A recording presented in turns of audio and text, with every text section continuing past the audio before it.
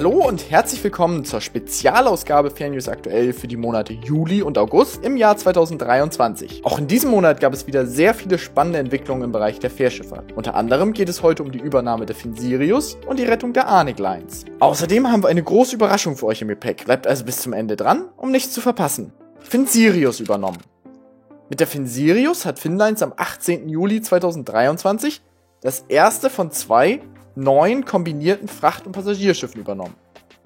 Das Schiff wird auf der Finnland-Schweden-Linie Naantali-Långnäs-Kapellskär von Finnlines eingesetzt.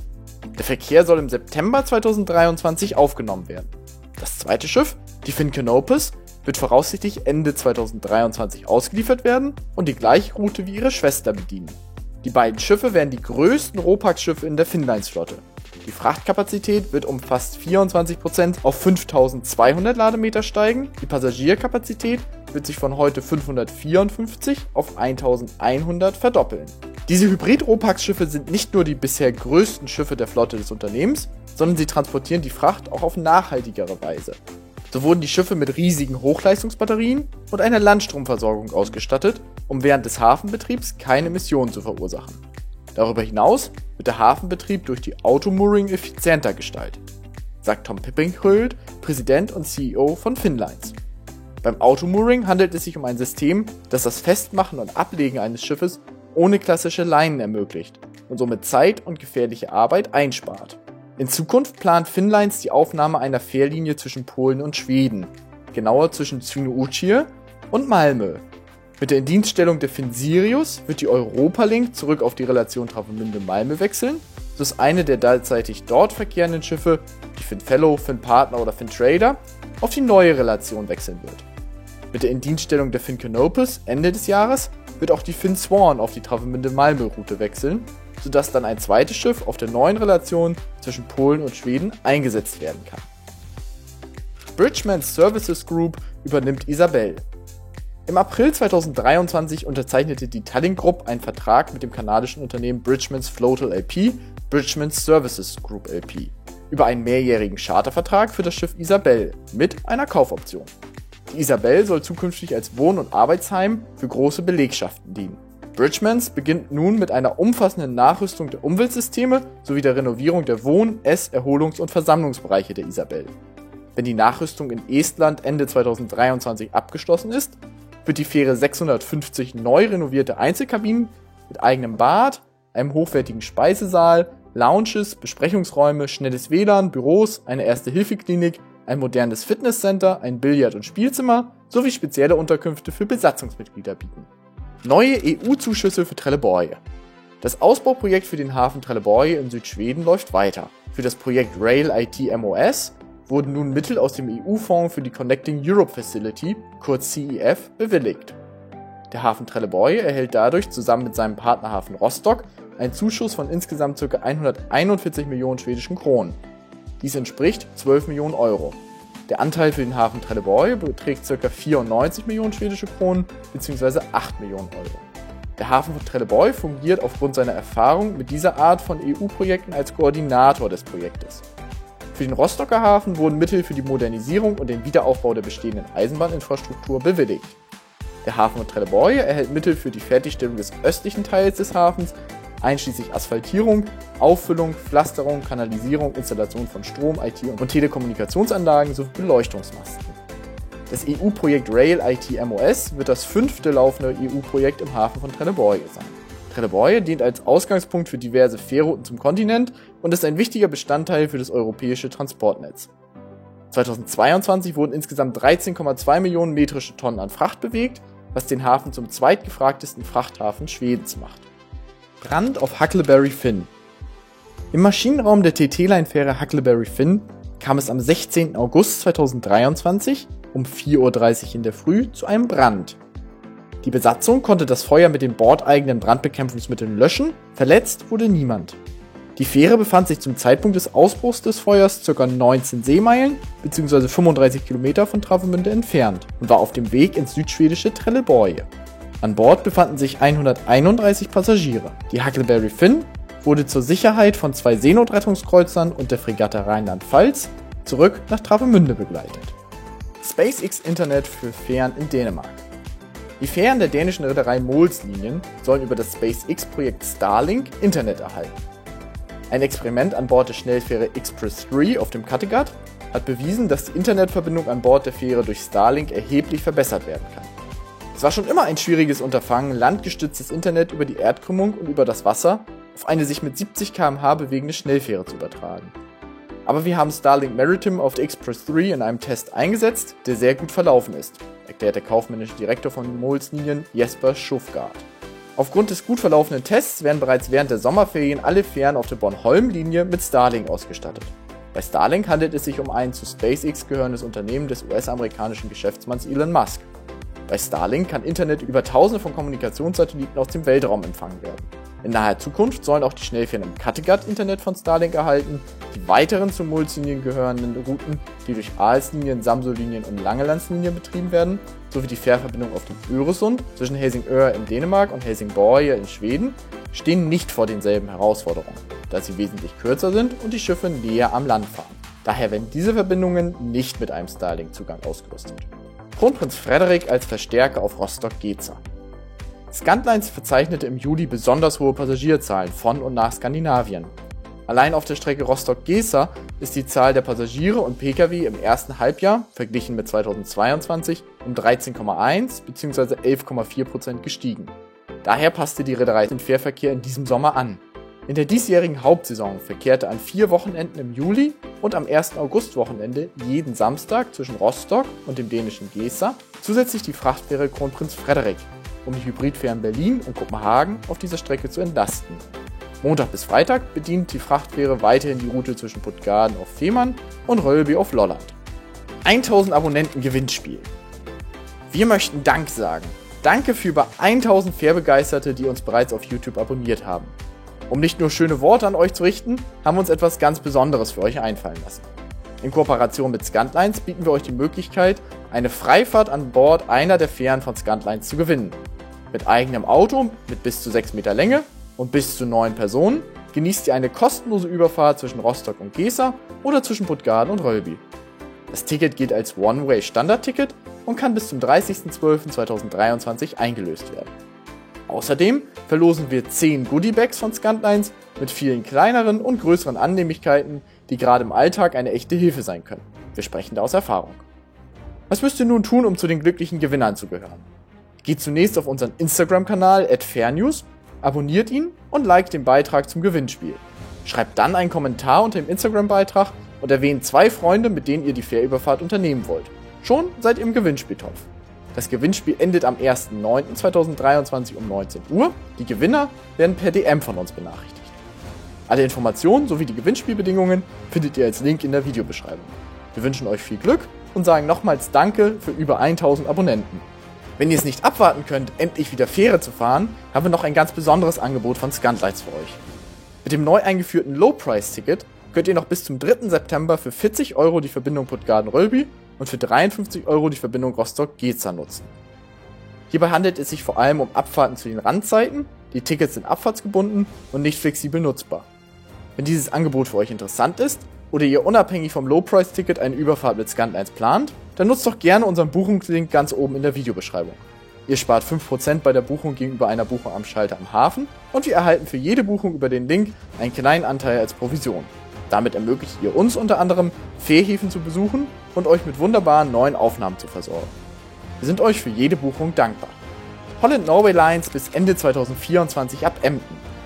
Am 3.8.2023 wurde bekannt, dass Holland Norway Lines ihre Route nach Kristiansand in Südnorwegen bis Ende 2024 ab Emden anbieten wird. Ursprünglich verkehrte die Fährreederei vom niederländischen Eemshaven aus. Aufgrund von Liegeplatzschwierigkeiten wich die Reederei zunächst nach Cuxhaven und ab Anfang Juni nach Emden aus. Mehr Infos zu den Hintergründen erhaltet ihr in der März-Ausgabe Fairnews aktuell. Den Link dazu findet ihr oben rechts in der Infobox oder in der Videobeschreibung. Stena Nordica zwischen Rosslare und Fishguard. Die Stena Europe von Stena Line hat nach über 21 Jahren ihren Dienst auf der Strecke Fishguard-Rosslare beendet. Sie wird durch die überarbeitete Stena Nordica ersetzt. Seit ihrer Indienststellung auf der Strecke Rosslare-Fishguard hat die Stena Europe 27.456 Fahrten absolviert und dabei über 200.000 Seemeilen zurückgelegt. Sie hat knapp 730.000 Lkw, 1,9 Millionen Autos und fast 7 Millionen Menschen befördert.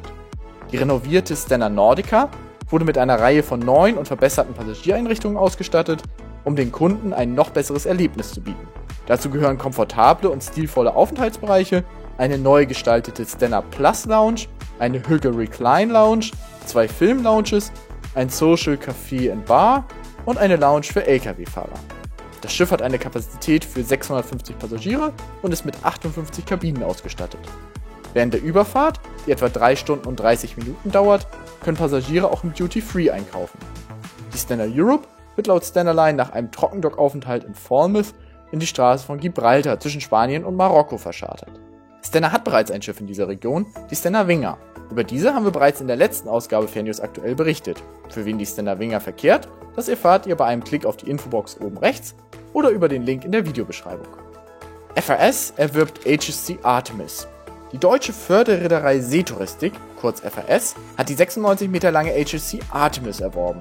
Nach einer umfangreichen Überholung in Valletta auf Malta hat FRS das Schiff im Juli in den Dienst des Tochterunternehmens FRS Iberia zwischen Spanien und Marokko über die Straße von Gibraltar gestellt. Das Schiff, das für FRS in Poniente Jet umbenannt wurde, kann 640 Passagiere, 180 Pkw und 18 Lkw befördern. Es verkehrt derzeit auf der Strecke zwischen Algeciras in Südspanien und der ebenfalls zu Spanien gehörenden, jedoch in Nordafrika gelegenen Stadt Ceuta. Wir freuen uns sehr über diese Akquisition. Die Aufnahme der HSC Poniente Jet in unsere Flotte wird unseren Gästen eine schnelle und komfortable Überfahrt ermöglichen und den hohen Servicestandard, für den FRS bekannt ist, aufrechterhalten. So Ronny Moriana, Geschäftsführer von FRS Iberia. Die 1999 gebaute Schnellfähre verkehrte zuvor für die maltesische Reederei Ponte Ferries zwischen Valletta und Augusta auf der italienischen Insel Sizilien. Dieser Dienst wurde jedoch im September 2022 eingestellt. Der Hochgeschwindigkeitskatamaran schafft eine Höchstgeschwindigkeit von bis zu 38 Knoten. Corsica Linea setzt auf nachhaltigen Biokraftstoff. Ein Teil der Flotte von Corsica Linea wird ab der Sommersaison 2023 mit zertifiziertem, nachhaltigem Biokraftstoff betrieben. Der Treibstoff besteht aus einer Mischung von recycelten Speiseölen und ermöglicht eine Reduzierung der Schadstoffemissionen um 85% im Vergleich zu seinem fossilen Pendant. Mit dem Biokraftstoff, der zu 30% dem Schiffsdiesel beigemischt ist, werden seit Juli 4 Schiffe der Corsica Linea Flotte im Grand Port Maritime de Marseille betankt. Die erste Bunkerung fand am 18. Juli 2023 an Bord der Fähre Mediterranee statt. Bis zum Ende der Sommersaison im September werden die Schiffe auf den nordafrikanischen Linien von Corsica Linea nun mit Biokraftstoff betankt. Eco Catania und Eco Malta auf Venedig, Bari, Patras. Grimaldi setzt mit der Eco Catania und der Eco Malta erstmal Schiffe der neuen GG5G-Klasse auf der Strecke zwischen Venedig, Bari und Patras ein. Die neapolitanische Reedereigruppe will in Zusammenarbeit mit den italienischen Hafenbehörden der nördlichen und südlichen Adria sowie des griechischen Hafens Patras die Intermodalität zwischen den beiden Adriaküsten verbessern. Die beiden Schiffe der GG5G-Klasse ersetzen dabei die auf der Linie verkehrenden Schiffe der Euro-Cargo-Klasse. Die Eco Catania und die Eco Malta können rund 7.800 laufende Meter Fracht befördern, was etwa 500 Anhänger und 180 Autos entspricht. Doppelt so viele wie ihre Vorgänger. Grimaldi behauptet jedoch, dass diese größere Kapazität den Treibstoffverbrauch nicht erhöht, da zahlreiche hochinnovative technologische Lösungen eingesetzt wurden, die die Betriebs- und Umweltleistung der Schiffe optimieren. Bei gleicher Geschwindigkeit verbrauchen Eco Catania und Eco Malta die gleiche Menge an Treibstoff wie die vorherige Generation von Ro-Ro-Schiffen. Das bedeutet, dass sie die CO2-Emissionen pro transportierter Einheit effektiv halbieren können, so das Unternehmen. Während ihrer Liegezeit im Hafen nutzen die Eco Catania und Eco Malta in Mega-Lithium-Batterien gespeicherte Energie. Die Batterien werden während der Fahrt mit Hilfe von Wellengeneratoren und an Bord installierter Sonnenkollektoren wieder aufgeladen. Somit werden die Emissionen während des Hafenaufenthalts auf Null reduziert. SeaJet kauft 2 weitere Hochgeschwindigkeitsfähren.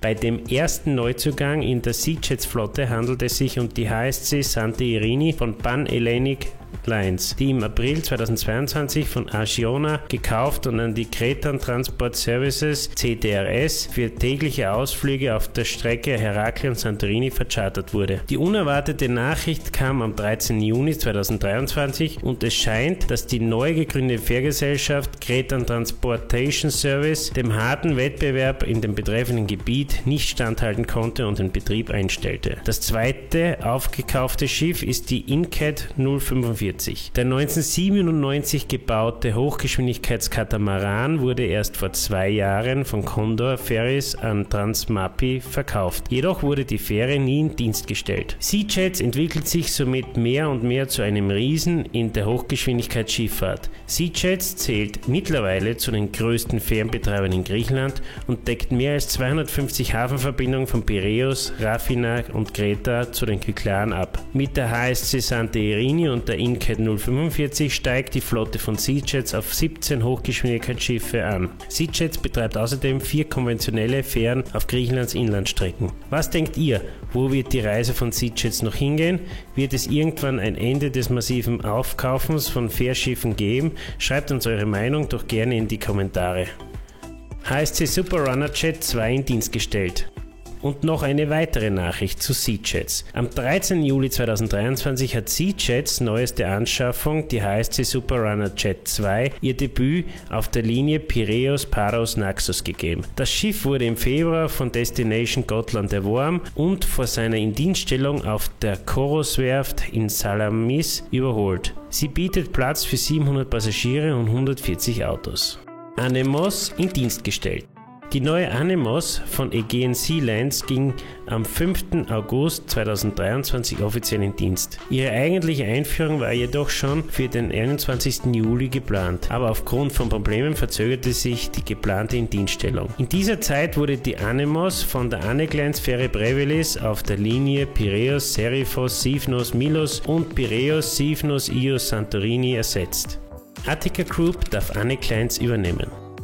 Am 3. August 2023 hat die Attica Group bekannt gegeben, dass das Plenum der Wettbewerbskommission die Aufnahme von Aneclines durch die Attica Group einstimmig genehmigt hat. SeaJets hat im Juli überraschend ebenfalls ein Kaufangebot für Aneclines vorgelegt, welches nach Ablehnung der Gläubiger mehrmals nachgebessert wurde, aber schlussendlich erfolglos blieb. Die Marke Anec wird in das Portfolio der Attica Group aufgenommen, zu dem bereits Blue Star Ferries, Hellenic Seaways, Superfast Ferries und African Morocco Link gehören. Wie von Katimerini.gr berichtet, hat die Attica Group schon klare Pläne, wie sie nach dem Abschluss der Fusion weiter vorgehen werden. Die Attica-Gruppe wird die Marke Anec stärken, indem Attica 2 Schiffe ihrer eigenen Flotte in das Copyright-Design der Anec umlackieren lässt. Attica möchte die größtmöglichen Synergien aus dem Zusammenschluss erreichen. Daher wird die Reedereigruppe ihre Routen von Kreta ausschließlich mit einer Flotte bedienen, die die Farm von Anec trägt. Gleichzeitig umfassen die Investitionspläne der Attica-Gruppe ein Programm zur Modernisierung und Aufrüstung der Anec-Flotte, um die neuen strengen Vorschriften für Kohlendioxidemissionen zu erfüllen. Derzeit ist kein einziges Schiff der Anec-Flotte mit einer Scrubber-Filteranlage ausgestattet. Demselben Bericht zufolge herrscht in Chania und auf Kreta im Allgemeinen eine Erleichterung bei den Fährgästen und Lieferanten von Aneclines, nachdem die Wettbewerbskommission die Rettung des Fährunternehmens durch die Übernahme durch Attica genehmigt hat. Das gleiche gilt für die meisten der 600 Beschäftigten und Seeleuten von Anec sowie für die Spediteure, die die Schiffe für den Transport ihrer Waren nutzen. Es wird darauf hingewiesen, dass Anec mit mehr als 1300 Agenturen in 18 Ländern zusammenarbeitet und im Jahr 2022 insgesamt 809.000 Passagiere, 186.000 Autos und 115.000 Lastwagen transportiert hat. Allein, dass Anec in Zukunft alle Verbindungen nach Kreta übernehmen soll und auch das zu ihrer 8 im Besitz befindlichen oder gecharterten Schiffe 2 weitere mit Anec-Bemalung dazukommen, zeugt von der Absicht, die historische kretische Schifffahrt nicht nur am Leben zu erhalten, sondern auch weiter zu stärken. Am 7. September soll Medienberichten zufolge die Generalversammlung bei Aneclines stattfinden, so dass ein Abschluss der Übernahme von Aneclines durch die Attica Group im November zu erwarten ist. Das war es mit der Spezialausgabe Fährnews aktuell. Hat dir die Sonderausgabe gefallen? Dann lass gerne jetzt ein Like da. Wenn du Anmerkungen oder Wünsche hast, schreib uns gerne einen Kommentar. Wir freuen uns auf dein Feedback. Wenn du noch nicht genug Fairnews hast, können wir dir noch die letzte Ausgabe Fairnews aktuell empfehlen. Darin ging es unter anderem um die Indienststellung der P&O Pioneer und die Übernahme von La Meridional durch CMA CGM. Viel Spaß dabei und bis bald!